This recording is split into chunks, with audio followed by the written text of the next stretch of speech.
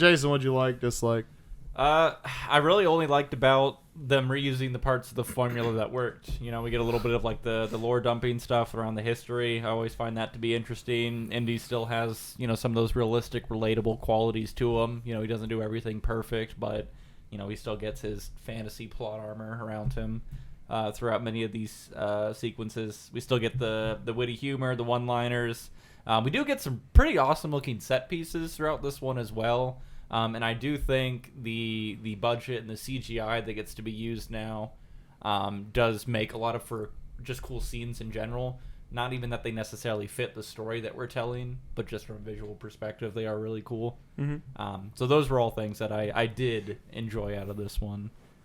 To piggyback that, the callback to characters, so Marion coming back was like a nice little thing to have. Again, non-stop action kind of the whole time. You know, starts very strong. While it was stupid and far-fetched, the one thing I did see from someone that was a cool connector was they said that the original Indies were based in the 30s. And so they took those as like the serial movies from back then of like what was popular then.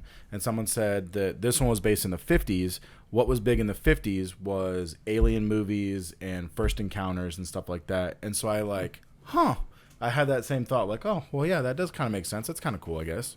The CGI in this was good at some times and terrible at other times. But it still held up with like the good times. Mm-hmm. So I thought that was good in it. I liked that they connected Marion back to Indy with Mutt. I thought Shy did well sometimes, and again, other times was just ridiculous. So I thought parts of this were fantastic, and other parts were fucking terrible. Yeah. A little bit of quality control issues throughout. Yeah. To say the least, I would say it's a bit over the top. A bit. Nice. I mean, just the a others. Smidgen. I mean, the others aren't exactly what I'd call realistic, but shit. Yeah. Every damn scene, you just felt like, really? You know, so it was cool to see Marion again. Had some laughs. Cool to see Indy again. Makes me extremely not excited for Dial of Destiny. I will say it is 4:38 p.m. on July 2nd, 2023. I think this is out in like September or October or something. I don't know. We'll figure out the schedule later. Tell you what. Did you guys like fact check any part of any of these? Oh, this doesn't come out till November, and that's if Dakota, picks stuff for November. So anyway, I didn't fact check anything. So like the one I didn't even fact check my own notes. Nice. I'm not even sure if I wrote these. I haven't seen the movie. Plagiarism. I went to ChatGPT and told it to write me podcast. There you go. And it worked. I think we'd have more success if we used ChatGPT and just been like, okay, write a script for our podcast. Dude, hilarious. Those that could be a circle jerk pod. We just talk it, about stuff that ChatGPT tells us to talk about. Yeah. You feed all the audio into ChatGPT or ChatGPT, and then you're just like, hey, give us one more. Yeah. And just prints out a script for everybody.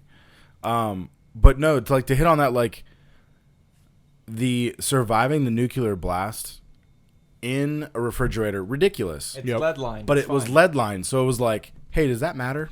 I don't know. Maybe. Didn't check it. Right. Like shit like that where you're like, wait a minute. I'm going to assume no matter what box you were inside of being flung 850 feet in the air. And then with no padding. Just you rocking around in there. Well, maybe he's got a new fedora that's padded. Maybe. But I would think his neck would snap before anything, just the... Yeah, I don't know. I would say 0.0% chance of actually surviving that. If we're going NFL logic, don't the helmets actually not help with the concussions?